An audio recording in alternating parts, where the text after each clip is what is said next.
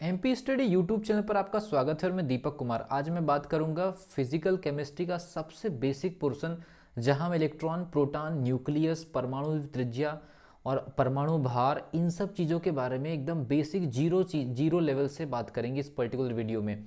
अगर आप इस चैनल पर नए तो चैनल को सब्सक्राइब कर लीजिए, बेल आइकन को प्रेस कर लीजिए। और आज हम बात करेंगे बेसिक 3 पार्टिकल्स के बारे में, सीधे न्यूक्लियस और कक्षा में आने वाले जो 3 पार्टिकल है उनके बारे में बात करेंगे और वो कैसे इफेक्ट करेंगे आगे जाकर के पूरी की पूरी केमिस्ट्री को। आपको इस पर्टिकुलर वीडियो में बहुत कुछ सीखने को मिल रहा है, तो वीडियो को लास्ट तक देखिए।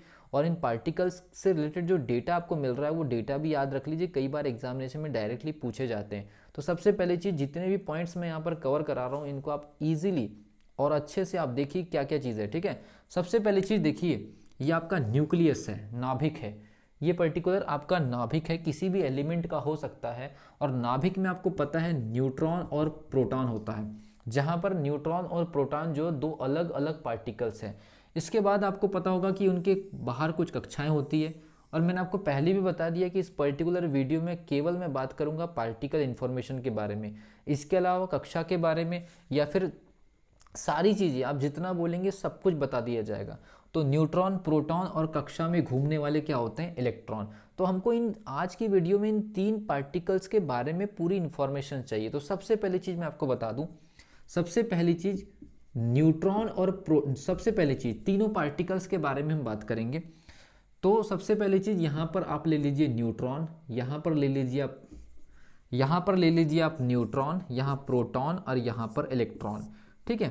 पहले वाले पोर्शन में इनका मास, फिर उसके बाद इनके ऊपर जो इलेक्ट्रिक चार्ज है, आवेश, ठीक है। इनको हम एक कैटेगराइज कर देते हैं, मास है, आवेश है। इनके बाद इनकी लोकेशंस कि ये होते कहाँ पर हैं। उसके बाद फिर हम बात करेंगे इनके खोजकर्ता। और फिर उसके बाद ये जब टेबल प्रिपेयर हो जाएगी तो टेबल के प्रिपेयर होने के बाद इनके बेसिक मीनिंग समझने की कोशिश करेंगे। न्यूट्रॉन के ऊपर मास, न्यूट्रॉन का जो मास है 1.674 इंटू 10⁻⁻20 -27 किलोग्राम, -27 किलोग्राम। आवेश इसके ऊपर 0 है और लोकेशन इसका कहाँ पर है, नाभिक में है, न्यूक्लियस में है। उसके बाद खोज करता, न्यूट्रॉन की खोज चैडविक का, इस चैडविक को इनका श्रेय दिया जाता है। उसके बाद बात करते हैं प्रोटॉन के ऊपर जो मास है। प्रोटॉन का जो मास है, याद रखिए प्रोटॉन का जो मास है वो है आपके पास में 1.672 10⁻⁻27 किलोग्राम। और आवेश आपके पास कितना है, +1.6 10⁻⁻19 कूलाम। और ये भी कहाँ पर है, न्यूक्लियस में है, नाभिक में है। और खोजकर्ता गोल्डस्टीन। अब बात करते हैं इलेक्ट्रॉन की। तो इलेक्ट्रॉन का मास 9.1 10⁻⁻31 किलोग्राम और इलेक्ट्रिक चार्ज -1.6 10⁻⁻19 कूलाम। और इसकी लोकेशन कहाँ पर है, कक्षा में है। लोकेशन कहाँ पर है, कक्षा में। और खोज करता जे थॉमसन। तो जे थॉमसन इसके खोज करता थे। अब बात करते हैं उदासीन अवस्था में, अगर मान लीजिए कोई अगर एलिमेंट अगर उदासीन अवस्था में है तो प्रोटॉन और इलेक्ट्रॉन बराबर होंगे। अगर उदासीन स्थिति में किसी भी प्रकार का कोई इलेक्ट्रिक चार्ज नहीं है, किसी भी प्रकार का धनावेश या ऋणावेश वाली कोई कंडीशन नहीं एलिमेंट के ऊपर, तो प्रोटॉन और इलेक्ट्रॉन बराबर होंगे। दूसरी कंडीशन, अगर मान लीजिए पॉजिटिव चार्ज हुआ, अगर मान लीजिए पॉजिटिव चार्ज हुआ, इसका मतलब है कि इलेक्ट्रॉन की संख्या कम हो चुकी है। इसका मतलब है कि पॉजिटिवली चार्ज होने पर प्रोटॉन की संख्या ज़्यादा, इलेक्ट्रॉन की संख्या कम। निगेटिव चार्ज होने पर इलेक्ट्रॉन की संख्या ज़्यादा, प्रोटॉन की संख्या कम। लेकिन एक चीज़ मैं आपको बता दूं, कभी भी एक स्टेबल एलिमेंट में, कभी भी स्टेबल एलिमेंट में प्रोटॉन की संख्या डिस्टर्ब नहीं होती, मतलब वो स्थिर रहती है, इलेक्ट्रॉन कम ज़्यादा होते रहते हैं। इसलिए बोला जाता है, इसको स्टेशनरी पार्टिकल बोला जाता है। एक और चीज़ बता दे रहे हैं, प्रोटॉन प्लस न्यूट्रॉन ये मिलकर के बनाएंगे आपके लिए परमाणु भार।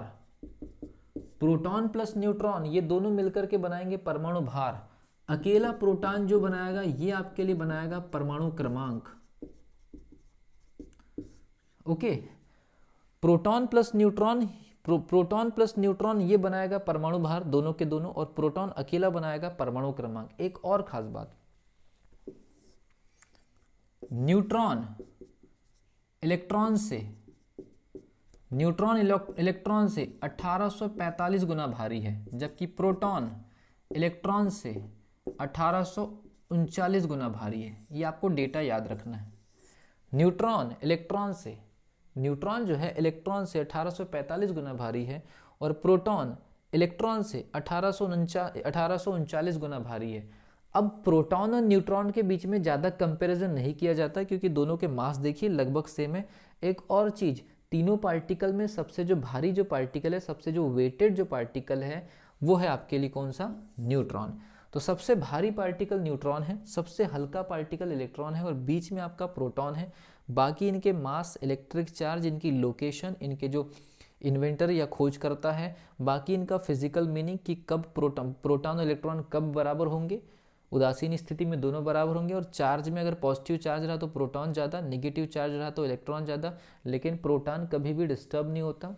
स्टेबल एलिमेंट में प्रोटॉन प्लस न्यूट्रॉन दोनों का जो एडिशन या दोनों का योग वो परमाणु भार होगा।